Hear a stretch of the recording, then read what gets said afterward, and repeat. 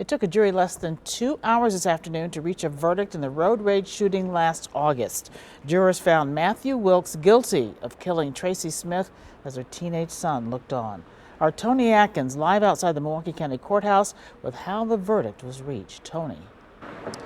Carol, the jury found Matthew Wilks guilty of first-degree intentional homicide and possession of a firearm by a felon, the decision coming just after a day and a half of testimony. You must make a finding of guilt or innocence as to each count of the information.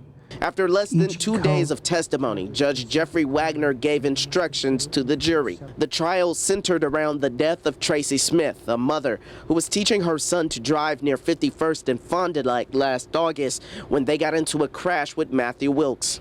Wilks' attorneys didn't deny their client fired the shot, but they did say he was not trying to kill Smith.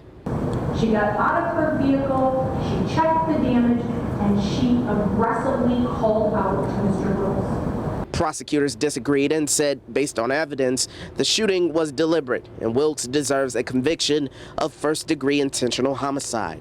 He opened the door and Tracy Smith's son saw him holding a gun. That is the intersection of West Capitol Drive, West Fond du Lac. 2 Milwaukee police detectives were called to the stand Tuesday, describing what led them to Wilks, whose truck was found days after the shooting, thanks to surveillance video at nearby businesses. It was found on September 4th, 2019. Wilks did file for one more motion to dismiss the charges, but it was rejected by the judge. And ultimately, the jurors rejected the argument made by Wilks' defense attorneys as well, finding their client guilty. We, the jury, find the defendant Matthew Wilks guilty of first-degree intentional homicide as charged in count 1 of the information.